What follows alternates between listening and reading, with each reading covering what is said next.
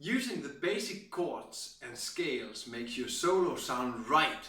Of course, just playing the scales and the chord does not get you right there yet. It's also about how you play your scales and your chord tones. In this video, I'll show you a fast and simple way to get your chords and scale relationships right. When you follow these simple steps, you'll soon be able to play a solo using the scales related to the chords of the tune.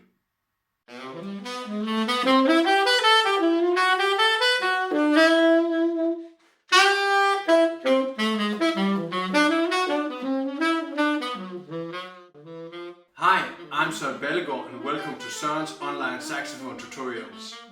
In these tutorials, I'm hopefully able to help you become a better jazz player. If you like my tutorials and you're getting valuable information out of this, please subscribe to my channel. Don't miss any videos and remember to click the little bell notification. The basic material used in most jazz solos is scales and arpeggios built out of chord notes. Working from the chord notes and building up small scale ideas is a simple way to get a good overview and a fast build-up in playable material which sounds really good when you play jazz. The tune I have chosen for today's example is a great tune of Sonny Rollins, Pent Up House. Let's have a look at the chords and the fitting scales. We need to get the scales into our head and our fingers, and a good way to do this is simply just play them up and down within the fitting bars of the tune. The example is shown in 16 notes, so I play the scales from the root to the ninth of the chord.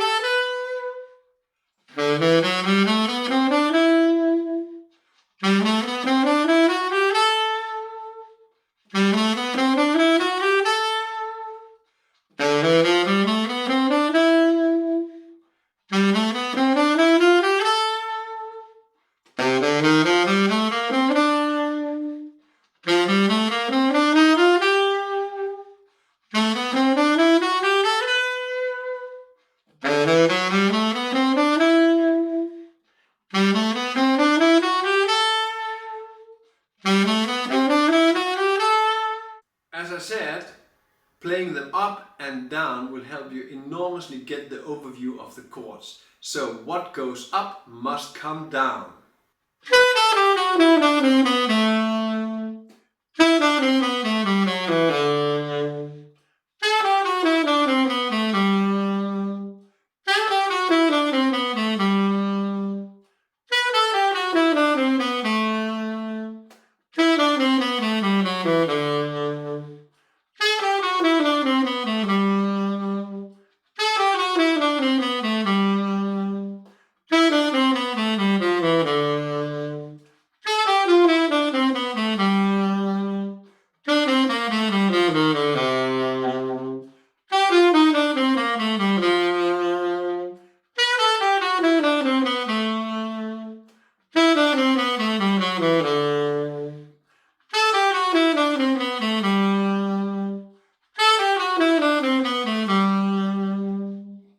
I played this at a certain speed. I would advise you to play this really slow. Compare this to the chord notes and see where are the chord notes in comparison to the scale. Another good advice is to keep playing this till you know the chord scale relationship by heart. So you know all the scales by heart and you have these in your fingers. Just keep repeating it, play it over and over again till you really have them locked into your fingers and your mind. So you know what is the chord and what scale fits here and where are my chord notes in the scale. A good tip memorizing this is start with the first row. Play the first row over and over again. Take the next row, which is the same. Play it over and over again till you know it. Take the third row, play it over and over again till you know it. And then the last row, which is the same as the first two rows. The next step in the process is connect the scale notes to the chord notes. What fits where? Check my video on chord notes. To get an insight of how to learn the chord notes of a tune, you can see the link at the end of this tutorial. I start with playing the scale in thirds fitting the chords. In this way, I'm able to make simple melodies. In the beginning, I always begin and end on a chord tone. In the example, you'll see the scale divided into thirds fitting into the chords. The basic idea behind this is play up and down between the thirds with the scale to find good melodies that fit each other. I'll just make a run through the chords, how to do this. B minor, starting on the root to the third.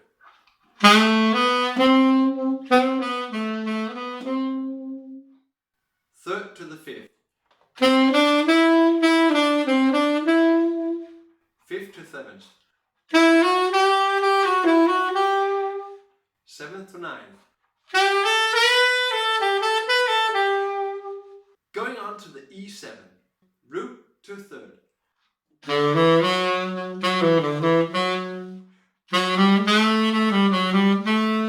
Third to fifth, fifth to seven, seven to nine.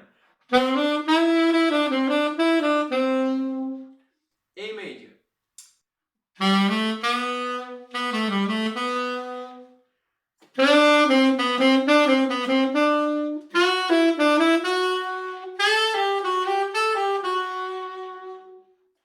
You see, now I just go on following the same idea, root to third, third to five, five to seven, seven to nine. I'll go on with the next chord, E minor.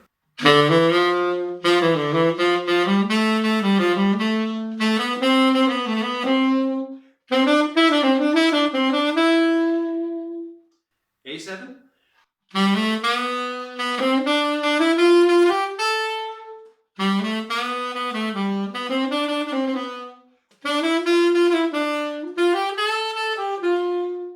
D minor 7.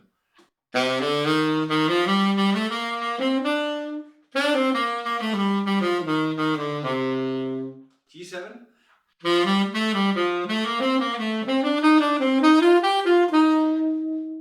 Now we went through all the chords. Basically, I'm just playing around with the material, so take your time on every chord. Learn the sound of the chord, get into it, just play around with one chord for a long time. Enjoy your sound, enjoy the rhythm, but take it easy before changing to the next one. Learn this material by heart.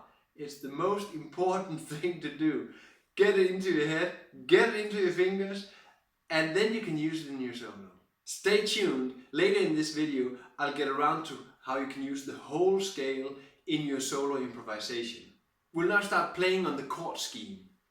Begin with playing this material without any beat, so rubato. In this way, it's easier to move around, to maneuver, because there's no beat pushing you forward. In this way, you have more time to listen to what you're actually playing.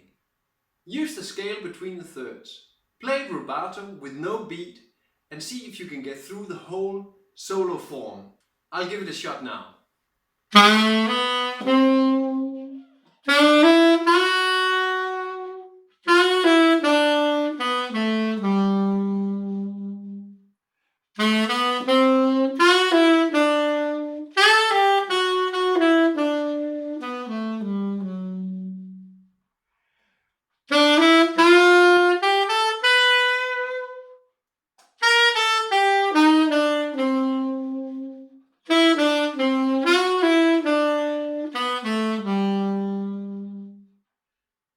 That was one round. One more.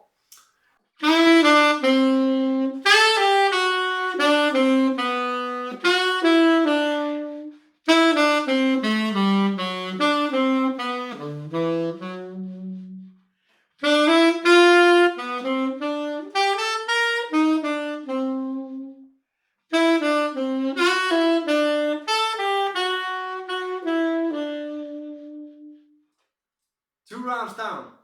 See if you can do the same. Just play rubato, play very slowly. Now I'm playing 1/3 between two notes every bar. It gets very easy to memorize and you have the complete overview all the time. Further, you can use it directly in your playing when playing a solo. Keep repeating this rubato part, no beat involved till you know it by heart. It's very important you know this material by heart. When you start playing with the beat, it means you have to consider the timing of your lines. Where do you put them in? Don't be too late or too early in the bars. I'll give it a try here. 1, 2,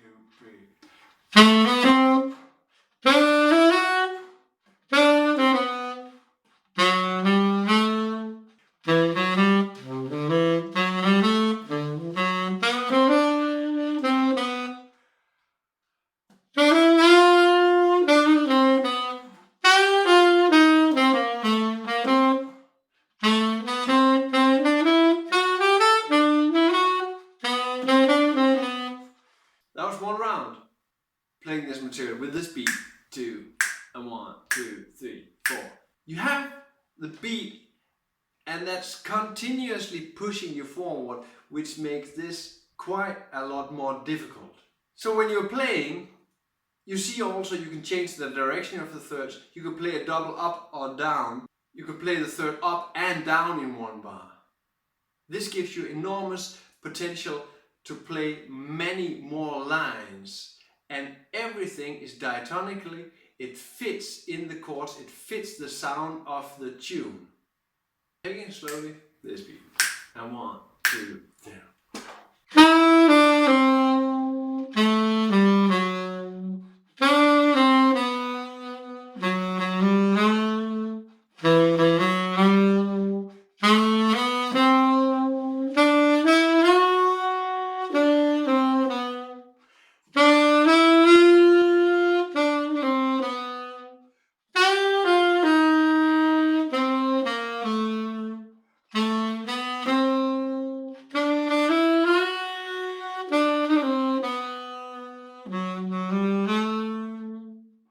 You see, I'm taking it very slowly. I'm just playing either 1/3 with the scale up or 1/3 with the scale down. This makes it very overviewable, if you can say that, and it gives you a great sense of control. In this way, you divide all the material into bite-sized chunks. You can really hear the material and get into the sound of this material. Keep repeating both the rubato part, but also the part with the timing. When you know this by heart, you can start playing different thirds, going up or going down, or combining a third going up and down in one bar. Try it. Of course, you can start doing this rubato if you want.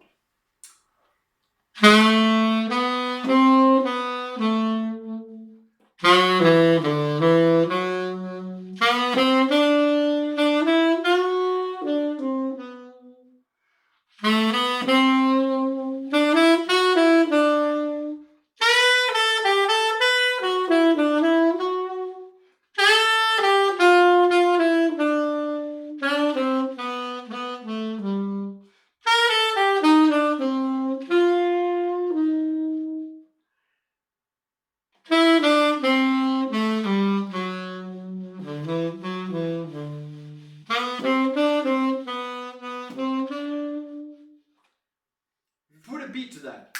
2 and 1, 2, 3.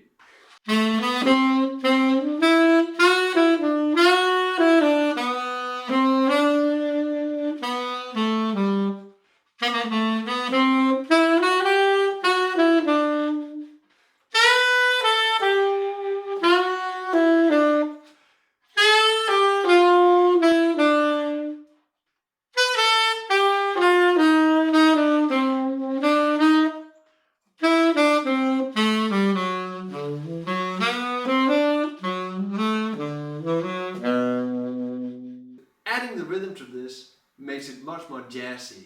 Play with this concept. Get really good in moving between the chords and changing within the thirds. Eventually, you'll end up using the whole scale. But the most important thing is play it musically. Use your creativity to come up with ideas how you can play this material. The method, the chords, the scale is great, but don't play it as I have written it down. Play it using your imagination. You need to be able to play this material as if you have made it. Only when you know it like it's your own, you'll be able to set it free using your creativity and play the music you want. Let me know if you have any questions to this video in the comments below.